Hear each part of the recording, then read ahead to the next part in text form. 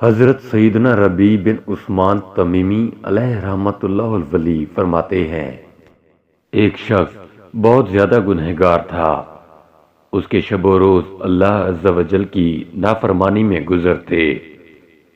وہ معصیت کے بحر عمیق میں غرق تھا۔ پھر اللہ عز و جل نے اس کے ساتھ بھلائی کا ارادہ فرمایا اور اس کے دل میں احساس پیدا فرمایا کہ اپنے آپ پر غور کر، تو کس روش پر چل رہا ہے۔ اللہ عز و جل جب اپنے کسی بندے کے ساتھ بھلائی کا ارادہ کرتا ہے تو اسے احساس اور گناہوں پر ندامت کی توفیق عطا فرما دیتا ہے۔ اس پر بھی پاک پروردگار عز و جل نے کرم فرمایا اور اسے اپنے گناہوں پر شرمندگی ہوئی۔ غفلت کے پردے آنکھوں سے ہٹ گئے۔ سوچنے لگا کہ بہت گناہ ہو گئے، اب پاک پروردگار عز و جل کی بارگاہ میں توبہ کر لینی چاہیے۔ چنانچہ اس نے اپنی زوجہ سے کہا، میں اپنے سابقہ تمام گناہوں پر نادم ہوں اور اپنے پاک پروردگار عز و جل کی بارگاہ میں توبہ کرتا ہوں۔ وہ رحیم و کریم پروردگار عز و جل میرے گناہوں کو ضرور معاف فرمائے گا۔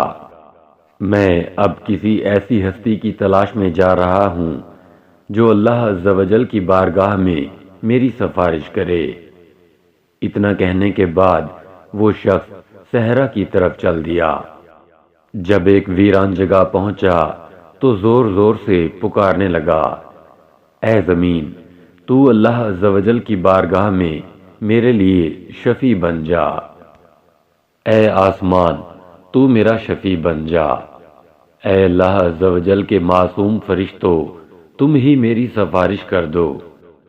وہ زار و قطار روتا رہا اور اسی طرح صدائیں بلند کرتا رہا، ہر چیز سے کہتا کہ تم میری سفارش کرو۔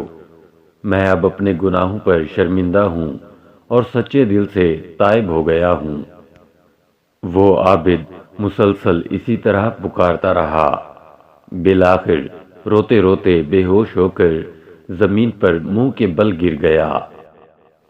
اس کی اس طرح سے آہوزاری اور گناہوں پر ندامت کا یہ انداز مقبول ہوا اور اس کی طرف ایک فرشتہ بھیجا گیا جس نے اسے اٹھایا اور اس کے سر سے گرد وغیرہ صاف کی اور کہا، اے اللہ عز و جل کے بندے، تیرے لیے خوشخبری ہے کہ تیری توبہ اللہ عز و جل کی بارگاہ میں قبول ہو گئی ہے۔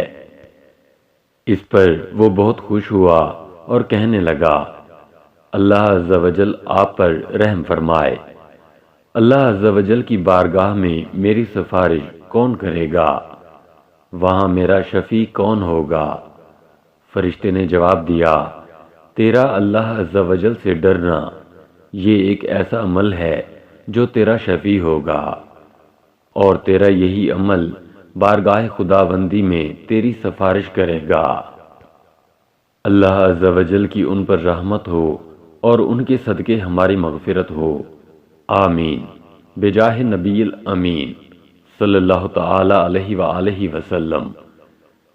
سچی توبہ کی 3 شرائط ہیں کہ گناہوں پر ندامت اور اس گناہ سے فوراً رک جائے اور آئندہ گناہ نہ کرنے کا عزم مصمم ہو۔ جس کو یہ چیزیں حاصل ہو جائیں اس کی توبہ قبول ہوتی ہے۔ اللہ عز و جل اپنے بندوں کی خطاؤں کو معاف فرمانے والا ہے۔